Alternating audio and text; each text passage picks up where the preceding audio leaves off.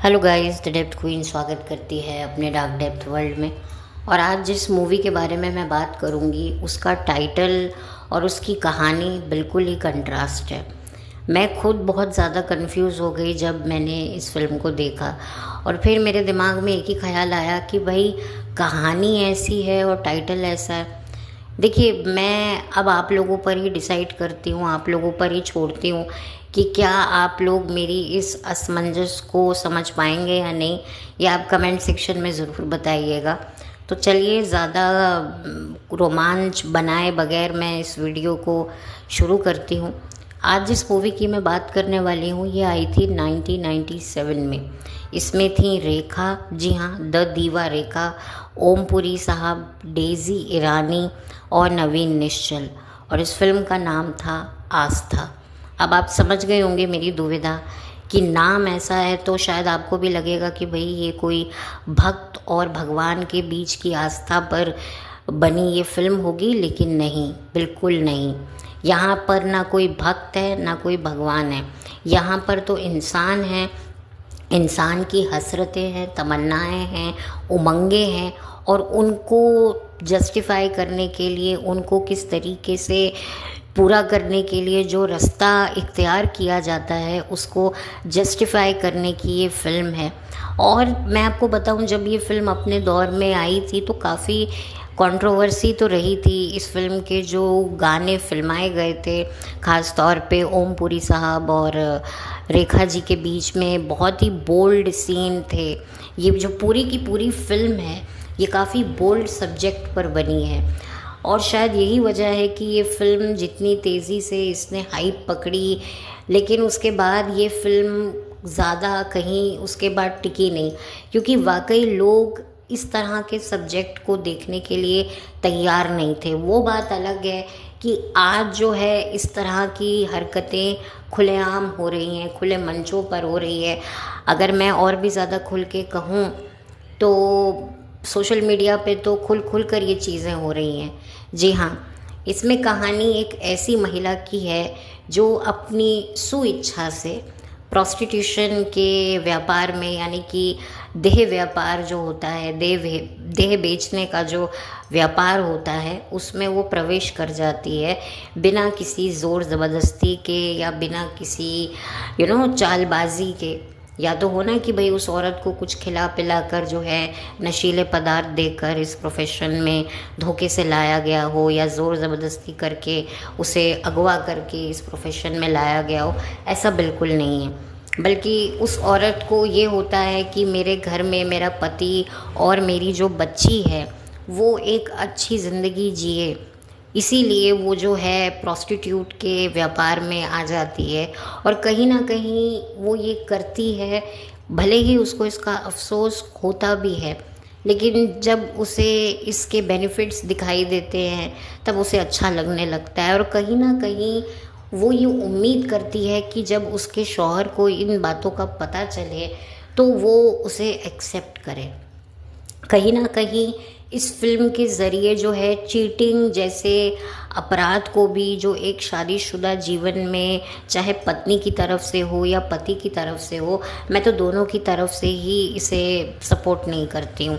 जहाँ पर एक और पति की बेवफाई का मुझे अफसोस रहता है। मैंने खुद अपनी एक वीडियो में ये बात बोली थी कि बेवफा मर्द के साथ रहना बहुत मुश्किल है, ये बहुत डिफ़िकल्ट है। तो उसी तरह एक बेवफा औरत के साथ में रहना, और ऐसा नहीं है कि बहुत ही उसकी हालत बहुत ही ख़राब है, बहुत ही खस्ता है, उसका पति इतना तो कमा लेता है कि मौज शौक का जीवन तो उसे नहीं दे सकता है, लेकिन हाँ, ज़रूरत की चीज़ें उसे दे सकता है।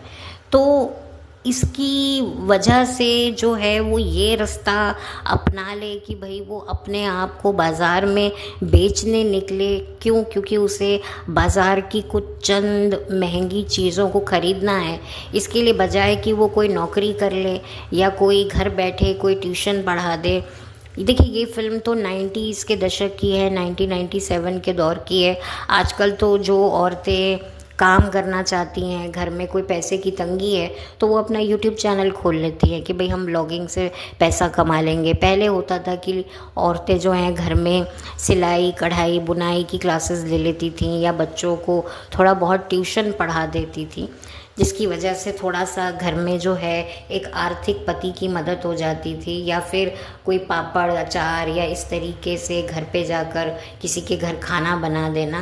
पहले इस तरह के मेहनती जुगाड़ होते थे जिसकी वजह से लोग जो हैं अपना जो है मुश्किल वक्त काट लेते थे। लेकिन आजकल जब से सोशल मीडिया आया है तो लोग सोशल मीडिया पे आकर कुछ ना कुछ करने लगे हैं। वो बात अलग है कि सोशल मीडिया पे कई ऐसी गलत हरकतें भी होती हैं, लेकिन कुछ ऐसी भी औरतें होती हैं जो घर की ज़रूरतों को पूरी करने के लिए व्लॉगिंग शुरू करती हैं और बहुत ही अच्छी डिसेंट अपनी रूटीन दिखाती हैं, जिसकी वजह से जो है मैं चाहती हूँ कि उन औरतों को सपोर्ट मिले। एटलीस्ट खुद के जिस्म को बेचने से तो फिर लाख गुना अच्छा है कि वो अपने घर गृहस्थी की ज़िंदगी को बाहर पब्लिक में बेचें, अपने पति बच्चों के साथ मिलकर व्लॉग बनाएं। वो ज़्यादा ही अच्छा लगता है। जैसे कि आजकल जो है एक और सेलिब्रिटी की कज़न सिस्टर काफ़ी ज़्यादा पॉपुलर हो रही है, रुकैया, जिसको कहीं ना कहीं मैंने सपोर्ट किया कि एटलीस्ट वो कुछ अच्छा कर रही है, कुछ डिसेंट कर रही है। हालांकि धीरे धीरे उसके भी व्लॉग्स हो सकता है आगे जाकर क्रिंज हो जाएं, आगे जाकर हो, बट एटलीस्ट वो एक कोशिश कर रही है, वो एक जेन्युइन कोशिश करती हुई लगती है। खैर वो तो एक सेलिब्रिटी सिस्टर है, इसीलिए हर चीज़ उसको जो है बहुत जल्दी मिल गई। लेकिन बहुत सारी ऐसी आम गृहिणियाँ हैं जो काम करना चाहती हैं, जो बाहर नहीं जा सकती हैं, जिनके घर परिवारों को ये इजाज़त नहीं देता। तो खैर ये बात मैंने थोड़ी सी चेंज करी क्योंकि मैं बताना चाहती हूँ कि जिन औरतों को ज़रूरत होती है अपनी हसरतों को पूरा करने के लिए, वो एक दूसरा रास्ता भी अपनाती हैं कि वो नौकरी करें या घर बैठकर कुछ करें जिससे 4 पैसे उनके जेब में आएँ, और फिर उसके बाद उन पैसों से वो अपनी मासूम जो है ख्वाहिशों को पूरा कर सकें। तो एक ये रास्ता भी सही लगता है। लेकिन यहाँ पर कोई ये नहीं कहता है कि आप चंद पैसे के लिए आप बड़े बड़े होटलों में जाओ और अधेड़ उम्र के मर्दों के साथ में जो है रिश्ता बनाओ और फिर जो है उनसे पैसे लेकर अपने पति और अपने बच्चों की जो है ख्वाहिशों को ज़रूरत बताकर उन पर थोपो। इस फिल्म में यही दिखाने की कोशिश करी है। हालांकि फिल्म के आखिर में जो है इनडायरेक्टली जो है रेखा ओमपुरी को बता देती हैं, लेकिन ओमपुरी ने इसका बजाय खुल के आंसर देने के या कोई स्टैंड लेने के, उन्होंने तो फिर उसके बाद जो है रेखा के साथ में जो है रोमांस शुरू कर दिया। तो ये जो एक आंसर है ये आपको शायद पूरी पिक्चर नहीं मिलेगा कि एग्जैक्टली ओमपुरी का क्या स्टैंड रहेगा इस सिचुएशन को। हालांकि दूसरे तरीके से भी उनसे ये सवाल किए जाते हैं, उस वक्त तो वो काफ़ी मैच्योरली क्या एक अलग विजन से आंसर देते हैं जो शायद आपको अच्छा भी लगे। लेकिन खुद की जब बीवी का उनको इनडायरेक्टली या डायरेक्टली पता लगता है तो वो क्या आंसर देते हैं ये फिल्म में आपको क्लियर नहीं होते हुए दिखाया है।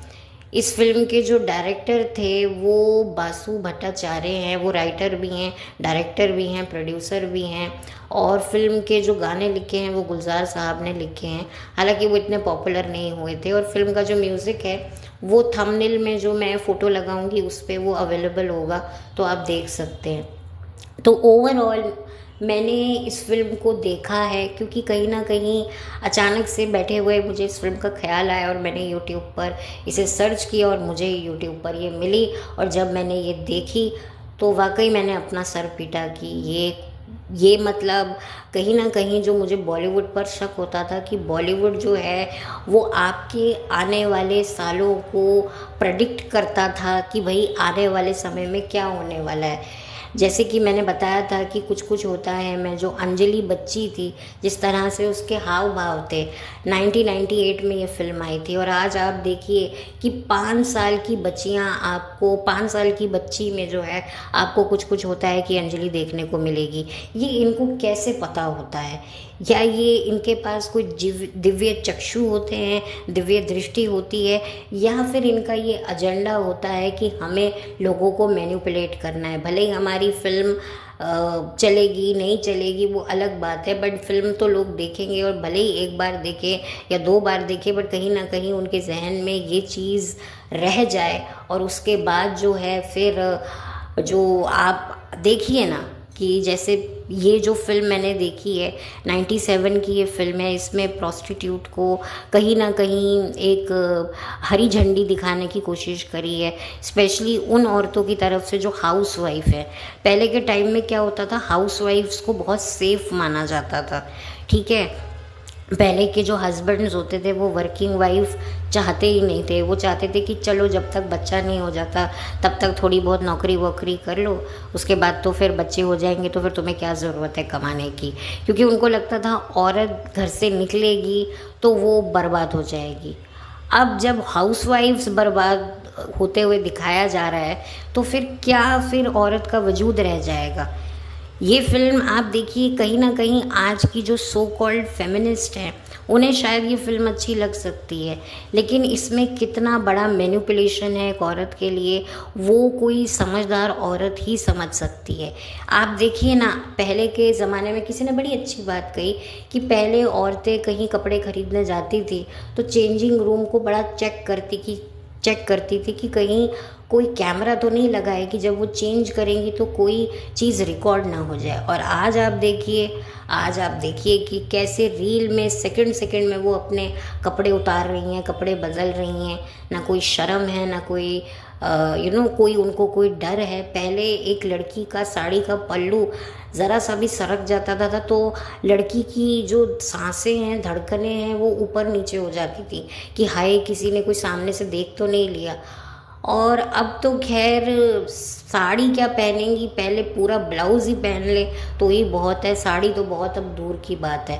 देखिए, मैं यहाँ कपड़ों की बात नहीं कर रही हूँ, मैं यहाँ पर बात कर रही हूँ कि कैसे महिलाओं की साइकोलॉजी को बर्बाद करता है ये बॉलीवुड। और मुझे ये फिल्म देखकर मेरा तो ओपिनियन यही है कि किस तरीके से आप देखिए हाउस वाइफ्स को, भाई बजाय इसके कि वो घर से निकल के कुछ काम करें, घर में कुछ मेहनत करें, नहीं, उनको बड़ा इजीली ये दिखाया गया है इस फिल्म में कि औरत का जो शरीर होता है वो सबसे बड़ा उसके लिए फ़ायदेमंद होता है। और अगर औरत को अपने शरीर को सही तरीके से इस्तेमाल करना आ गया तो वो औरत तो माला माल हो जाती है। तो कहीं ना कहीं औरतों को मैनिपुलेट करने का जो एजेंडा था वो तो काफ़ी टाइम से बॉलीवुड कर ही रहा था, वरना इस फिल्म को दिखाने की, जस्टिफाई करने की मतलब क्या ज़रूरत है। मुझे बिल्कुल भी ये फिल्म नहीं अच्छी लगी। मैंने पहले सोचा कि मैं इस फिल्म के बारे में बात करूं ना करूं, मुझे इस फिल्म के बारे में कुछ कहना चाहिए नहीं कहना चाहिए। मैं नहीं चाहती कि लोगों पर कोई गलत मैसेज जाए, इसीलिए मैं इसका लिंक डिस्क्रिप्शन बॉक्स में नहीं दे रही हूँ, क्योंकि मुझे ये फिल्म कहीं से भी लायक नहीं लगती है।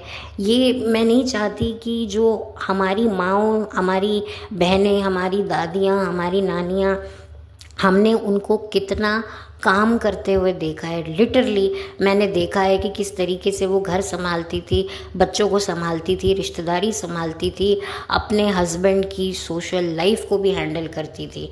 और अगर घर में कुछ दिक्कत पैसे की आई भी तो खुद जो है कोई बिज़नेस स्टार्ट कर लेती थी, कोई कॉस्मेटिक बेच लेती थी। बट कभी मजाल है कि कभी खुद को बेचने की कोई दिमाग में कोई बात भी आई हो, या अगर उन्होंने ऐसा कुछ सोचा हो तो उनके पति ने उनकी हालत ना ख़राब कर दी हो। तो ये होती थी एक औरतें जो किस तरीके से मेहनत करती थी, अपने पर जो है काम करती थी, रादर देन काम वासनाओं को जो है वो इम्पोर्टेंस देती थी, वो कर्मठ औरतें हुआ करती थी। लेकिन आज आप देखिए किस तरीके से जो है कि भाई आप खुद ही देखिए ना, यूट्यूबर्स को पैसे कमाने के लिए क्या क्या करना पड़ता है। लिटरली वो जो है अपनी लेबर पेन्स तक दिखाती हैं, अपने हस्बैंड्स को कहती हैं कि भाई शूट करो हमें, और उनके हस्बैंड्स भी एक तरीके से, मैं क्या बोलूँ, मैं वो वर्ड भी बोलना नहीं चाहती हूँ, मुझे बड़ा ही बुरा लगता है जिस तरीके से वो अपनी वाइफ्स को शूट करते हैं कि भाई वो लेटी हुई हैं और भाई उनको लेबर पेन्स हो रही हैं और वो शूट कर रही हैं। फिर उनकी जो बीवियाँ हैं कभी कभी जो हैं डिलीवरी से पहले फेक लेबर पेन्स का प्रैंक करती हैं। मतलब और भी क्रिंज जो है इनकी हरकतें चलती हैं। तो मुझे देखकर लगता है कि भाई वाकई किस तरीके से मैनिपुलेट किया जा रहा है। और अब तो मैंने एक वीडियो बनाया भी था कि कैसे सोशल मीडिया जो है वो हीरा मंडी बन चुका है। आप सोचिए कि ये शुरुआत इन्होंने कब की हुई थी और कब जाकर इसे अंजाम मिल रहा है। तो आपको ये फिल्म ये दिखाएगी कि आप लोग अपनी जो ख्वाहिशें हैं उनको ज़रूरत मानो, और जो आपकी जो ज़रूरत है वो तो मतलब उसको इम्पोर्टेंस ना दो, बल्कि अपनी ख्वाहिशों को ही अपनी ज़रूरत समझो। क्योंकि अक्सर हम लोगों को बचपन में यही सिखाया जाता है कि भैया नेसेसिटी और जो आपकी लग्जरी है उसमें से आप नेसेसिटी को चुनिए, लग्जरी को मत चुनिए। लेकिन यहाँ पर इस फिल्म को ये बताने की कोशिश करी है कि लग्जरी ही चुनिए, और इसके लिए आपको कोई भी रास्ता इख्तियार करना पड़े तो आप चूके नहीं, वो आप आगे बढ़िए। खैर अब मैं बात करूँ परफॉर्मेंस के बारे में, इस फिल्म के बारे में, तो खैर इतने बड़े बड़े दिग्गजों को तो मैं कोई नंबर नहीं देने वाली हूँ। हाँ, जो नवीन निश्चल हैं और रेखा हैं, इनकी मैं बात ज़रूर करूँगी, क्योंकि जो रेखा की पहली फिल्म थी सावन भादो, जिसका मैंने अपने चैनल पर रिव्यू भी किया है इस फिल्म का, वो अब नज़र आई थी। अपनी पहली फिल्म उन्होंने नवीन निश्चल के साथ ही की थी, सावन भादो, और इतने साल बाद ये दोनों ऐसे रोल में दिखाई दिए तो मुझे थोड़ा अजीब भी लगा। और ये फ़िल्म पूरे तरीके से बहुत बोल्ड है। ये फ़िल्म आप अब बिल्कुल भी अपनी फैमिली के साथ में बैठकर नहीं देख सकते, और देखनी भी नहीं चाहिए। मैं आपको कोई रिकमेंड नहीं करूँगी कि ये फ़िल्म आप ज़रूर देखिए। भाई मेरा काम है बात करना, ये मेरा पार्ट ऑफ जॉब है, इसीलिए मैंने इस मूवी के बारे में बात करी। लेकिन मैं इस मूवी को बिल्कुल भी रिकमेंड नहीं करूँगी, और मैं कभी नहीं चाहूँगी कि कोई भी लेडी इस फिल्म को देखकर मैनिपुलेट हो।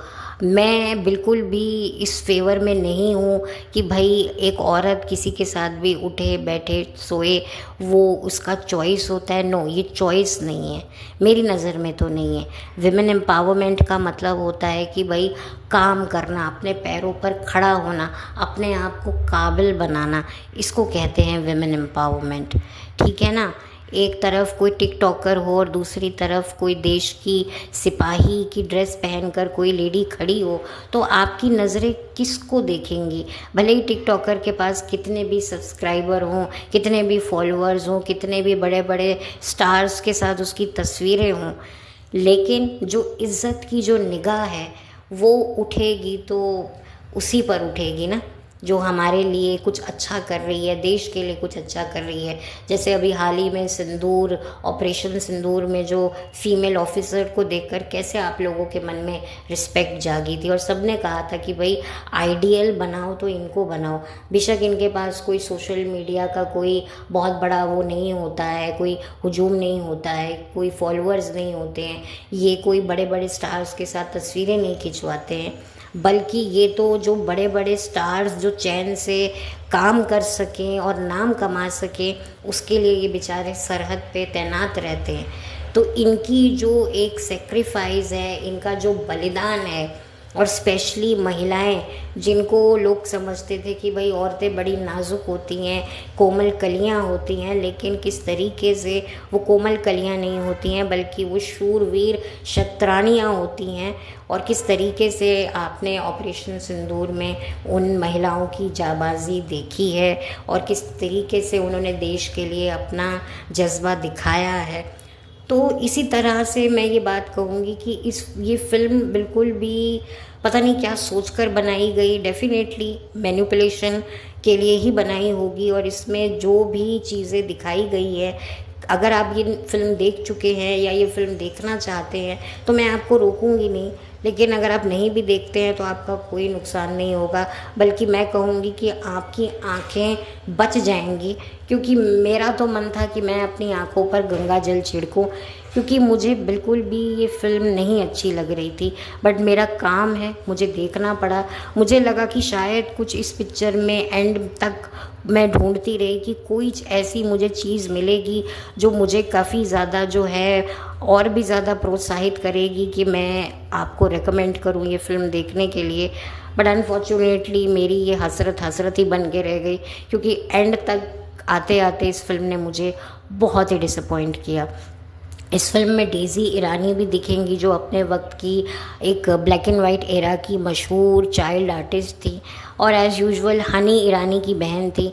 हनी ईरानी मशहूर राइटर हैं, जो फरहान अख्तर और ज़ोया अख्तर की मदर हैं और जावेद अख्तर की पहली एक्स वाइफ भी हैं। तो ये डेज़ी ईरानी का परिचय है।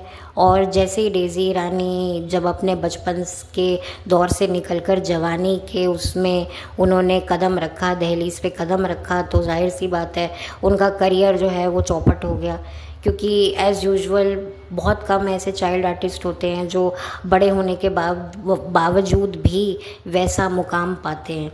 तो डेज़ी ईरानी जी, जो कभी एक मोस्ट लव्ड चाइल्ड आर्टिस्ट थी, वो धीरे धीरे फिर बड़े होकर जो है उन्होंने कुछ फिल्मों में ट्राई ज़रूर किया एक हीरोइन के तौर पर या एक कैरेक्टर आर्टिस्ट के तौर पर कोई कामयाबी नहीं मिली।